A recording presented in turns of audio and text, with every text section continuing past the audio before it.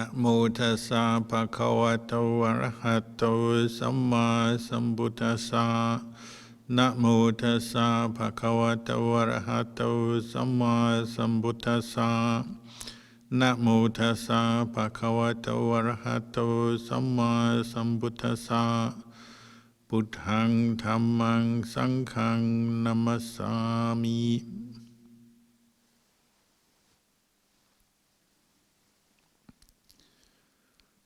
Blessings, good evening. Just gave you a short guided meditation on the body, or contemplation or mindfulness of the body, which is the one of the first, or the first foundation of mindfulness, satipatthana, that the Buddha taught. And really it's an essential part of the meditation practice to develop this awareness of the body, to come to see the body as the body.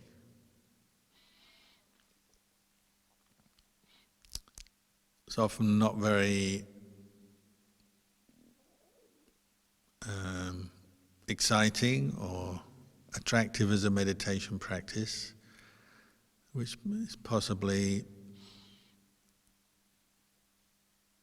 reflecting the fact that we are so sensual as beings, as human beings, and we are sensual. We have eyes, ears, nose, tongue, touch, and then a mind that remembers all the other kinds of sense contact, and we spend all of our time, all of our day using our senses, getting involved with our senses, knowing things through our senses, knowing the pleasant, the unpleasant, forming opinions, forming a sense of self based on sense contact, and particularly seeking out the pleasant and rejecting and trying to get rid of the unpleasant or painful.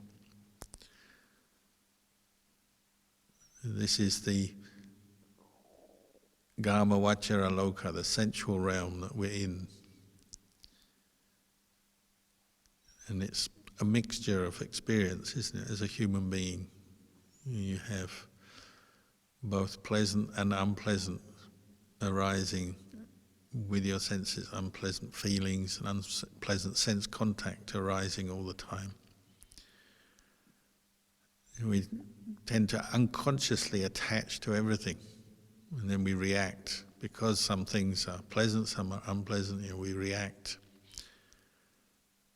And it stimulates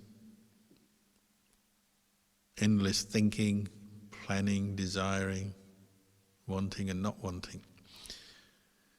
What we call papancha.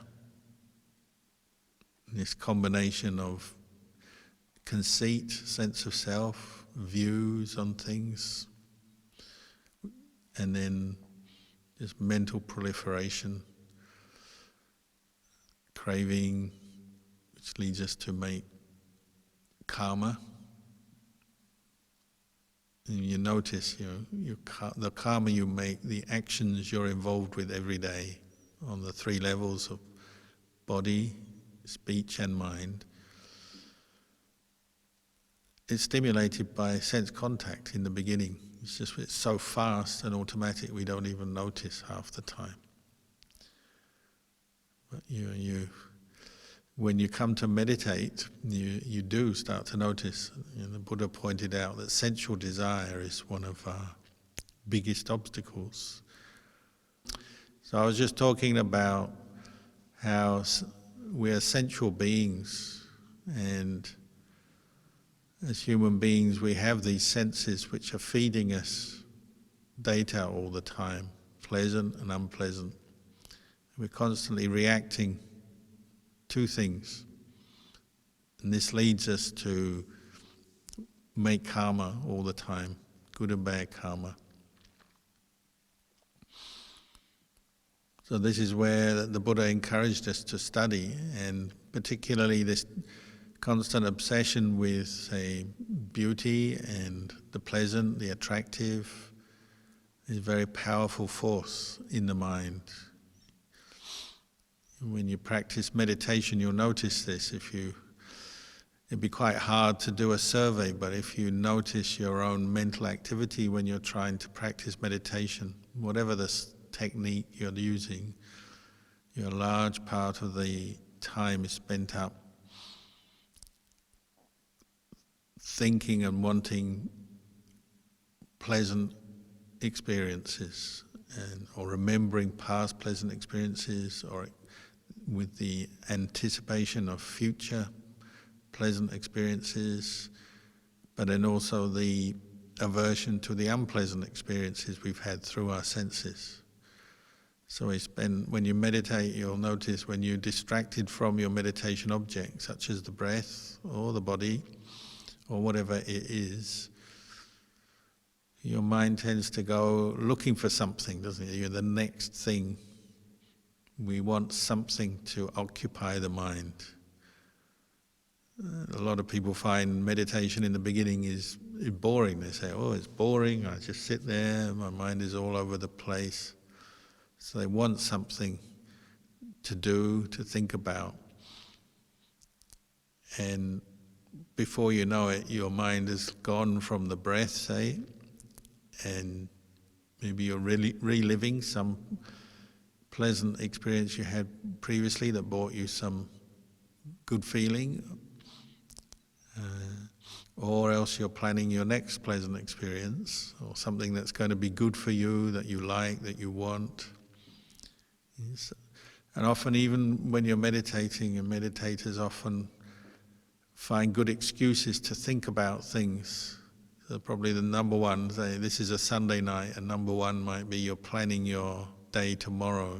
If you go to work on a Monday, you're planning what work you're going to do, what job.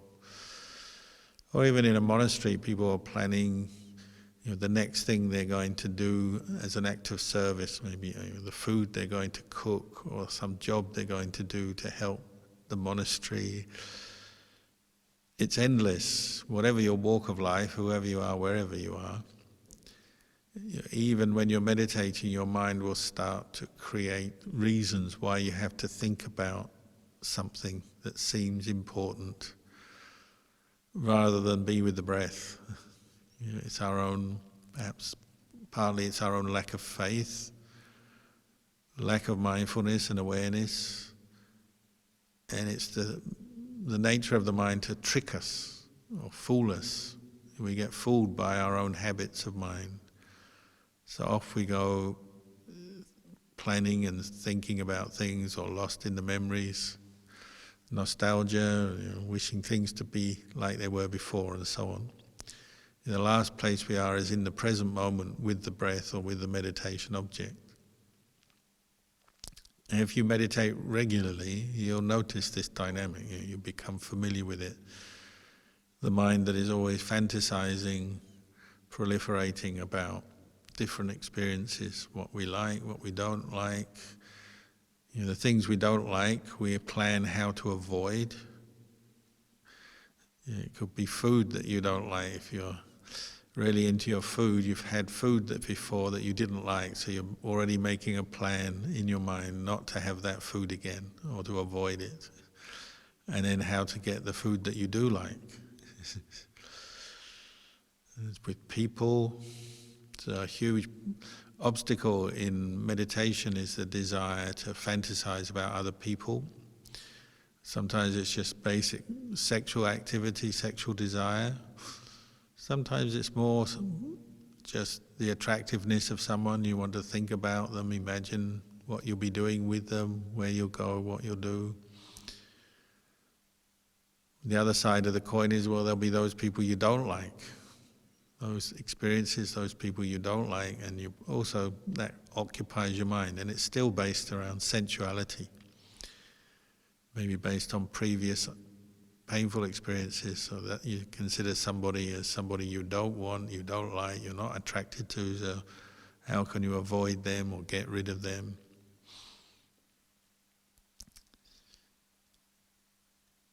So you'll notice in your meditation a huge part of our mental activity is based around sensual desire for the things you want, and how to get them, and how to keep them, and how to get more of them. And then the things you don't want, and how to get rid of them and avoid them.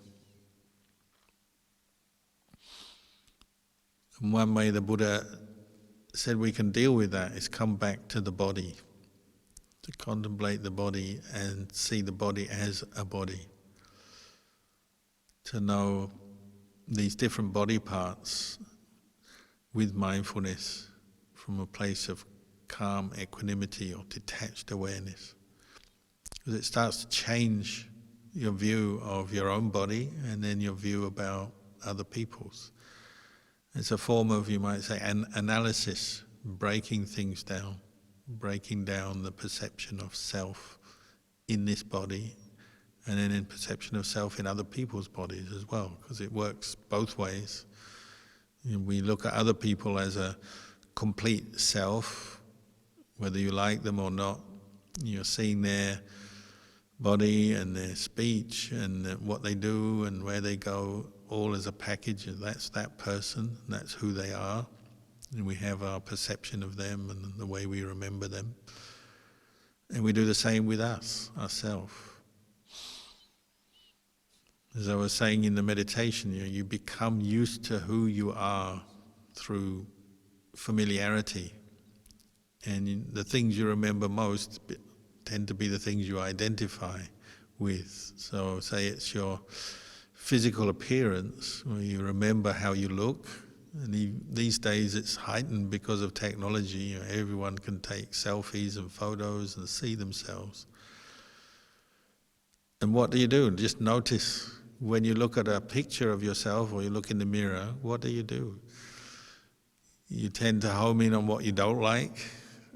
This is not right, that's not right. Whatever the problem is, the wrong color, the wrong shape, too fat, too thin, too this, too that. Pick up on the blemishes.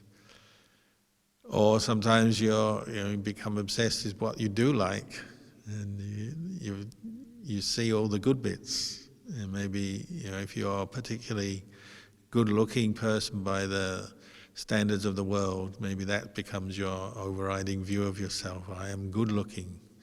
So then you might overlook blemishes because you're just focusing on what you see as attractive.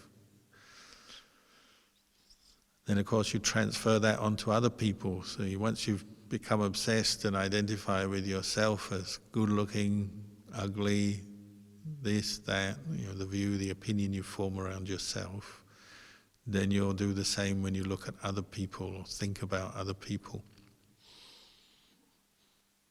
But when we do this meditation on the body, you begin analyzing or breaking that up. And it's not to form any particular opinion that you are good looking or ugly or anyway. You're just simply looking and training yourself to look at the body part by part, to get to know it as it is. And this is you might say the amazing thing about mindfulness is it brings this ability just to look or know or observe experience in an objective way, taking out the delighting and the aversion. This phrase that the Buddha gives so often in the suttas, establishing mindfulness, not abandoning and delight and aversion for the world. And when you're looking at your own body, well, that's the world at that time. That's your version of the world, your sense of self, where it begins with your body, doesn't it? But you're now just looking at it as it is. And there may be some good parts. There's the healthy parts. Maybe your body is relatively healthy. It's complete, perhaps. You have a complete, more or less complete body, more or less healthy. These are common experiences. Obviously, some people are ill, or maybe they have injuries or damage or disability. But that body, the physical body that's sitting right there, that's what you are looking at and identifying with, and you start to separate it out, going through part by part, developing a new way of looking at things. So as we say, hair of the head, hair of the body, nails, teeth, skin, piling them up, separating them out. And the idea is that this automatic attachment to the body as self and as something sensual, and the way you view the body as a self, as desirable, undesirable, starts to fade, change, and you're seeing it more as a collection of body parts and elements. And more, if you do that regularly, then the automatic identification with body as self is challenged or corrected through the practice.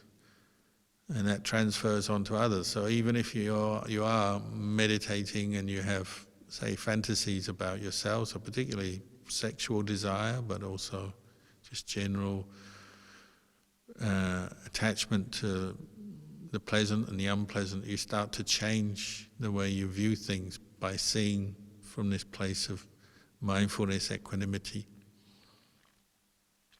And you notice, the whole picture, rather than just focusing on what you like, which is what we tend to do. That's what sensual desire channels us towards, is always thinking about what we like, what we want, what we like, and imagining and fantasizing. We notice what is not so attractive as well, equally. That's equally true. The part of the body that is ugly or smelly or repulsive, we become fully aware of that as much as the part that may seem attractive.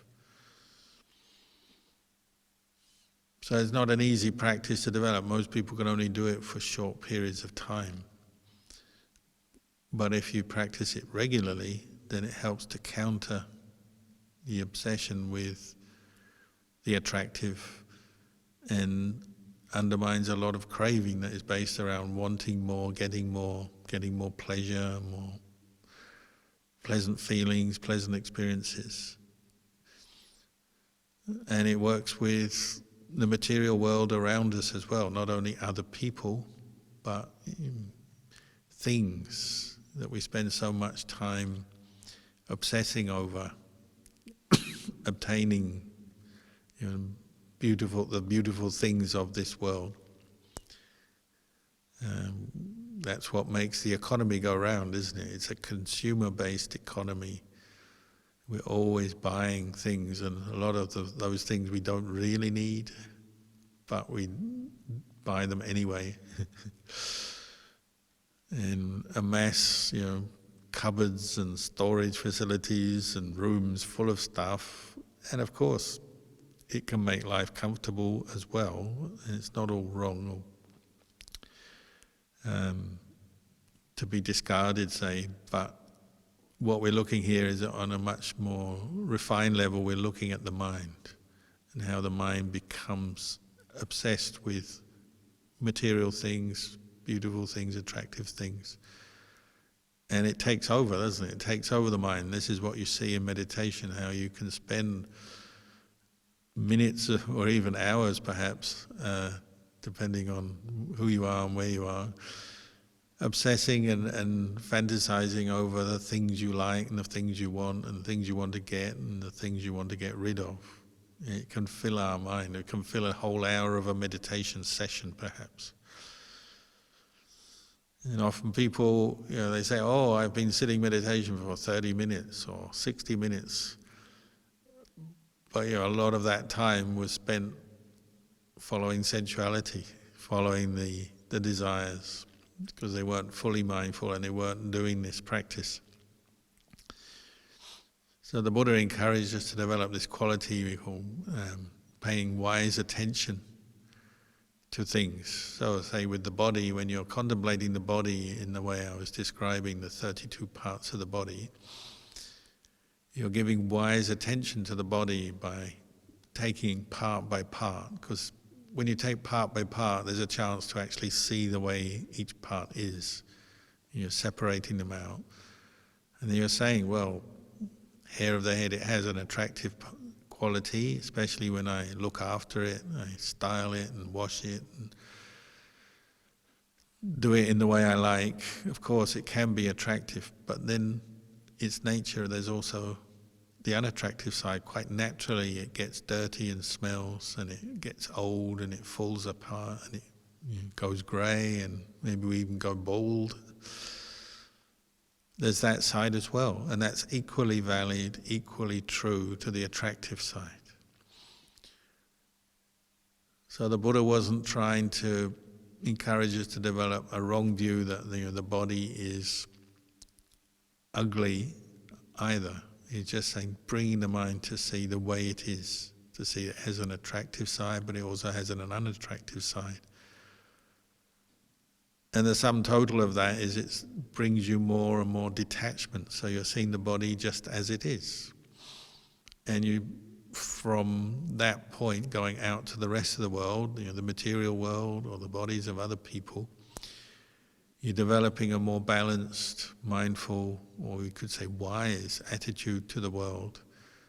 And you see there is plenty of attractive, beautiful things in the world, but there's also the unattractive side. There's the desirable and the undesirable together. There's the advantages and the disadvantages. This is one way the Buddha encouraged us to look at things. Look for the benefits, the advantages, but also look at the disadvantages. So when you come to a human body, one of the disadvantages is that it can fool us into becoming addicted or attached to beauty, to strength. Even good health, the Buddha said, is a basis for intoxication, because of course when you're healthy then you feel like you can do anything, go anywhere. And it catches us out when we fall sick. We become weak or in pain, and then it catches us out and we suffer more when we're sick or injured. The more attachment we have for our body, the more we'll suffer mentally. And it's the double suffering, the double dukkha of being ill. You have the physical pain and discomfort, but then you have the mental pain of being disappointed that your body is not working well or doesn't look good, doesn't feel good. How often do we get irritable in our day, even when we're not physically ill, but we're just tired? How often we become irritated, and it's harder to concentrate when you're tired. So if you've been up all day working hard, your body starts to feel tired. Maybe you're hungry, tired, need sleep, need rest. You start to get irritable. Maybe you take it out on other people, take it out on yourself. Your thoughts become more negative, don't they, when your body feels tired, if you're not very mindful, you're not careful. All of this is related around this question of sensuality, is attachment to the body and with sensual desire. And as you meditate, you'll see it comes up all the time. In terms of the 5 hindrances, it's the last hindrance we abandon before attaining samadhi, one-pointedness. Because there'll always be something popping up into the back of your mind. The unfinished business, it's like a debt that is still unpaid. The unpaid debts just comes back up. The bill, the notice of the debt, the bill comes through the door, the post box or the mailbox or whatever. Just as you're about to become calm and serene and one-pointed in samadhi, some bit of sensuality will grab you. Some memory or some desire will pop up, and it can be very strong, very overpowering.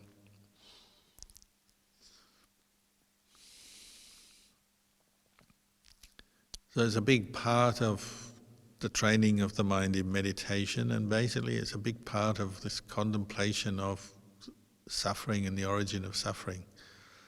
the Four Noble Truths, this basic desire for the world and the things of the world. And of course, the more you're desiring the pleasant, that's conditioning the suffering when you don't get the pleasant and you get something that's second best, or you get something that's actually unpleasant or painful. Well, we suffer, like when we're ill, we get the suffering of the illness and then the suffering of what we think about the illness, the reaction, the mental reaction to it. Whereas you've seen people who have done a lot of body contemplation, they often can remain serene during their illness.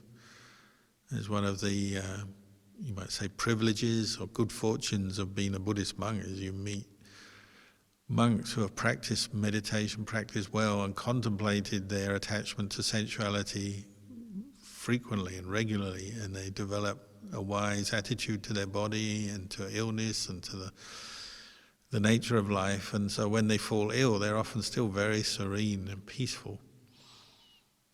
And I've looked after monks, not just Ajahn Chah, my teacher, but also other monks, friends who maybe had malaria or dengue fever or some other illness that was quite debilitating. And they've been very serene, not complaining, not angry, not upset, not sad, not fearful, but just knowing, this is the way the body is when it gets ill, it's like this. A bit uncomfortable, but not taking it as a kind of personal failure or having a reaction of aversion or disappointment, but just knowing with mindfulness, this is the way of the body. When it gets ill, it doesn't look good, doesn't feel good, that's just the way it is. And they maintain their peace of mind, their serenity. And lay people as well, and particularly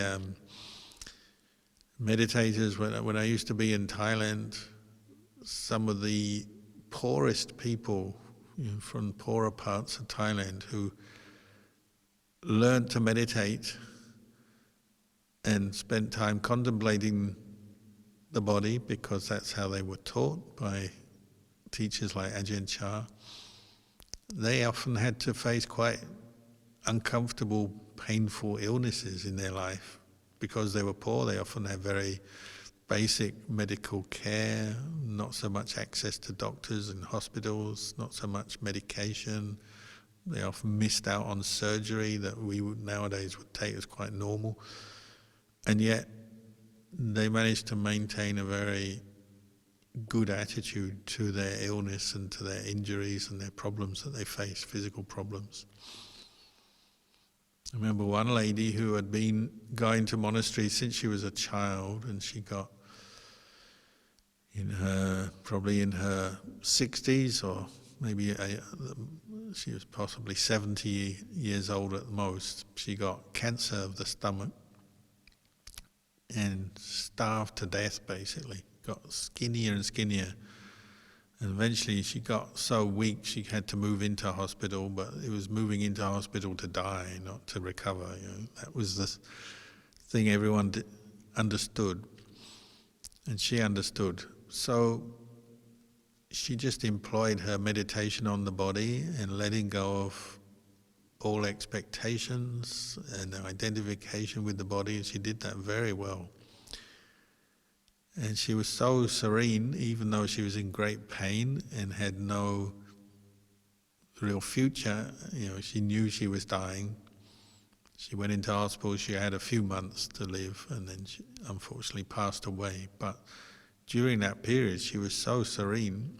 I went to visit her and I felt there was very little I could teach her. She knew it all already because she was practicing it every day.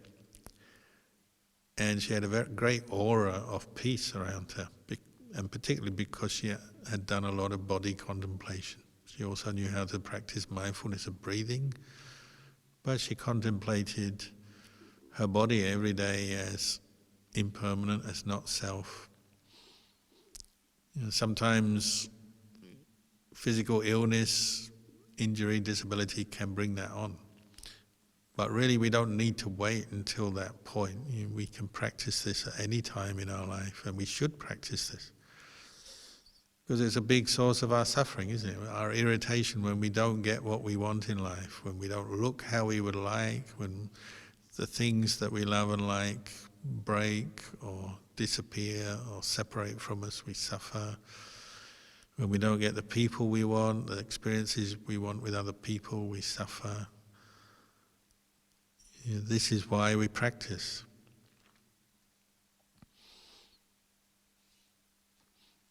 And one thing she said, that lady who was in hospital, dying of cancer, but very serene, very peaceful, she said, when you contemplate the body a lot, and I mean a lot, every day, regularly, you get to see everybody as much the same.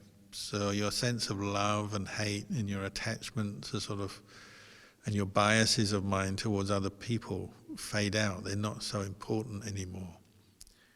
And it actually, because it gives rise to wisdom, when you see the impermanence and selfless nature of your own body, this is wisdom, this is insight.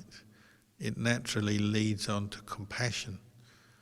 So instead of feeling sorry for yourself, you actually just understand with compassion that this is the nature of a human body. It eventually gets old, sick, and dies. And compassion arises. And when you have compassion, this is a wholesome state of mind. So she wasn't feeling depressed or sad by her situation. She didn't have self-pity. She did understand, I'm dying and this isn't a good thing, but she just had compassion because she was training herself in wisdom, insight. You could say compassion is the function of wisdom. Once wisdom is established or insight is established, then quite naturally compassion will arise. And this is where you see that body is not self. Like normally we look at the world, look at other people, look at ourselves from a place of self. The unenlightened mind does this. So if you see somebody else suffering, they're ill or they're having some problem, or if you're considering your own problems, you tend to think of it in terms of a self. So you say, I feel sorry for myself, or I feel sorry for that person because they're in pain or they've had some crisis or some problem. But there's still a sense of self there, isn't there? And that's a danger, because the Buddha said you have to look carefully at that, because if you still have that sense of self, even if you feel sorry for somebody else, it can lead on to more suffering. So you feel sorry for them, and literally you feel sorry. Your mind becomes more unwholesome, sad maybe, can be overwhelming. You can feel drained, tired by having been involved, say, with somebody else who is in a situation of pain or suffering. It can overwhelm you, even though you're not feeling their pain or suffering, but you feel sorry for them as a person. You attach to them, don't you? So she was saying that when you practice contemplating the body, and particularly the 32 parts of the body, that was the practice she was doing, that sense of attachment to the self disappears in yourself, and then it disappears when you look at other people. So instead of just feeling sorry for someone, you have more pure, you might say pure compassion.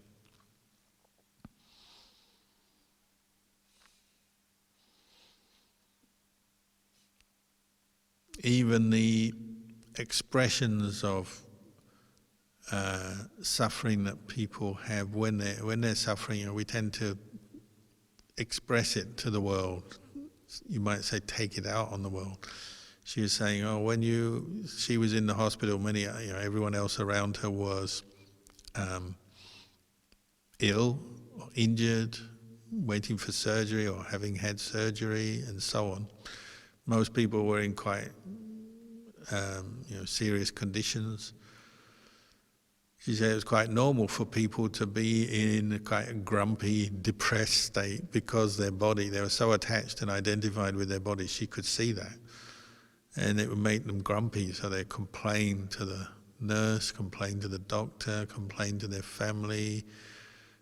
She said some people were so unhappy, they would, if no one was around to listen to them, because often people find it hard to listen to someone else's complaints, They would just complain out into space.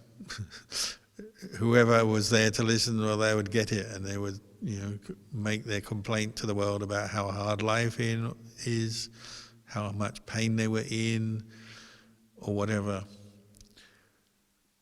So she said, by contemplating the body and seeing the body as a body, it actually brought up all this compassion. So she felt compassion, but she didn't feel so much just sorry for people. It's more just feeling the compassion of, oh, this is what a human body is like. It brings pain. And then when we are in pain or we have suffering, we express it and we blame other people, or we complain, we take it out on others.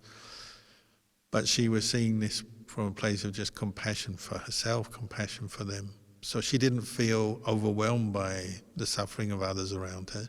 She just knew this is the result of a human body that's getting old or sick or injured. So it's a slight difference there, isn't it? If you have true compassion with wisdom, it's not suffering. It doesn't bring suffering to your mind. You know that someone else maybe is in pain or suffering, but it doesn't come back and overwhelm you. You don't take ownership of their suffering. So everyone who went to visit this lady I knew, they all said she's like steady as a rock, because she had such a good attitude, and her wisdom was so well trained because she'd done meditation for many years, and the situation required her to keep meditating. She was like a solid rock for all the other people around her in her ward and in the hospital, and even the visitors who went to see her.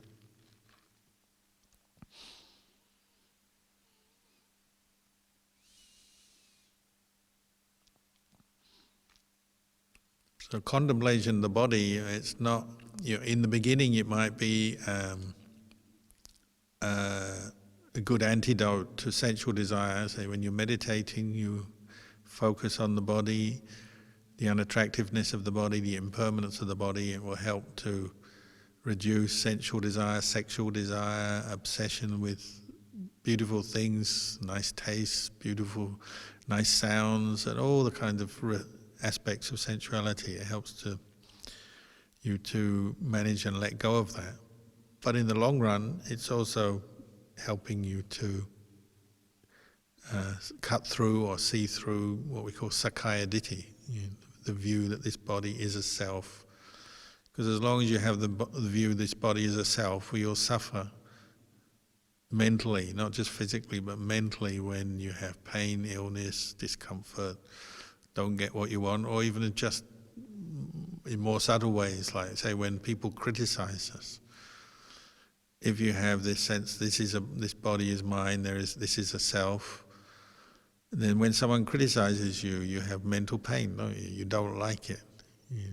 We're always reacting with aversion when we receive blame, criticism from others. Sometimes it's true, sometimes it's not true, but we don't like it. Again, it's this sense of self. But there's nobody in this world who doesn't receive some blame or criticism.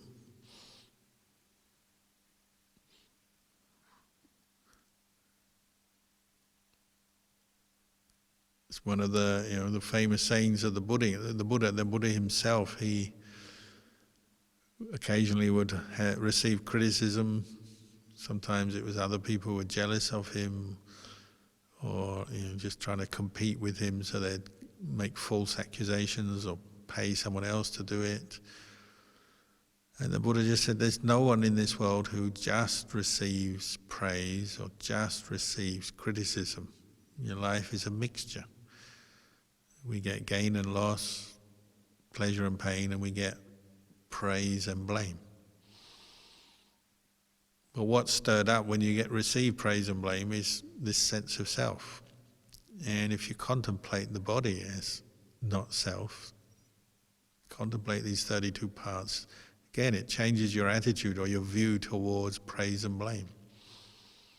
And they blame you, and what are they blaming? They're blaming the hair of the head, the hair of the body, nails, teeth, skin, bones, blood, heart, liver, kidneys, Or if you're tempted to get angry and blame or scold someone else because you're suffering in your day or in your life, if you contemplate the body enough, well, then you start to question what you're doing there. What am I scolding here? What am I blaming? Am I blaming their hair of the head, their hair of the body, nails, teeth, skin, bones, flesh, blood, urine, whatever?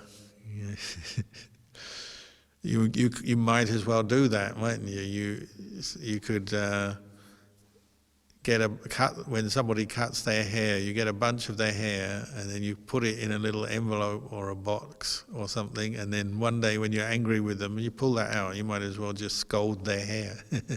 That's what you're doing when you're scolding someone. You're just scolding their 32 parts, letting off steam.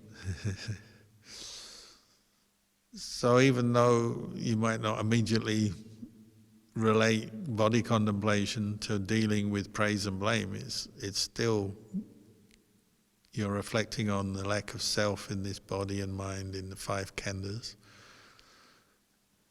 This is how many of the monks and nuns in the time of the Buddha describe their experience. They make their mind firm like the earth element, and then the praise and blame, they don't attach to it because their mind is firm.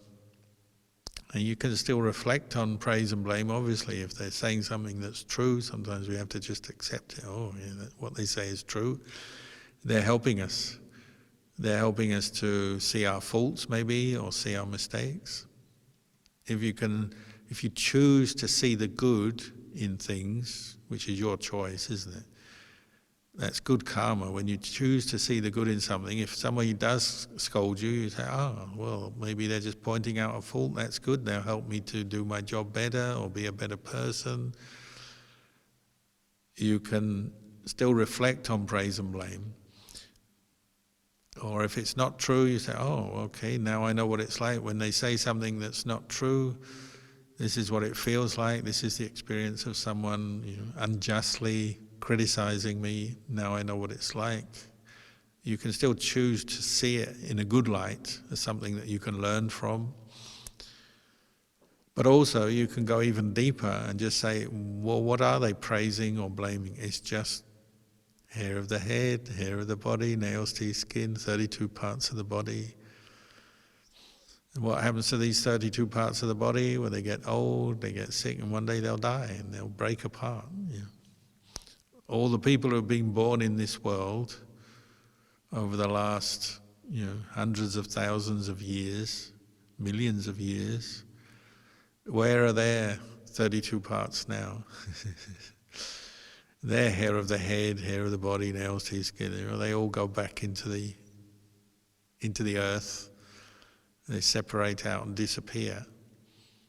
All the words of praise and blame that they received have just disappeared into the air. All the false criticisms, the true criticisms, the true praise or the false praise, we get both of that as well. It just disappears into the stratosphere or back into the earth, doesn't it? If you can see that, you see the impermanence of your body, then when those experiences happen, you don't suffer so much. You don't hold on to them so much because the ear that hears the word is not self. The words, the sound, the vibration is not self. This is vipassana meditation. We can do this, and you begin by contemplating the body. Strangely enough, when you contemplate the body often, it will tend to bring up goodwill and compassion as a result. I know we hear a lot about how it can make people depressed, and you do have to be careful of that. But actually, when it's done properly and well, it brings the mind to be full of kindness and compassion because it helps you to let go of your anger and your ill will, which doesn't immediately seem logical or true, does it? You think, if you contemplate the body, it probably just makes you kind of dry, unpleasant, old kind of grumpy person. But it doesn't. If you do it well, it brings the mind to a state of mindfulness, You don't hold on to anger, you don't hold on to greed, you let it go because you know these things are causing you suffering. So then what's left is goodwill and compassion. You become less selfish because you don't need so much of the things of the world to make you happy. So contemplating the body allows you to let go of the things of the world. So maybe I'll leave the talk there, and we can see if anyone has any questions tonight.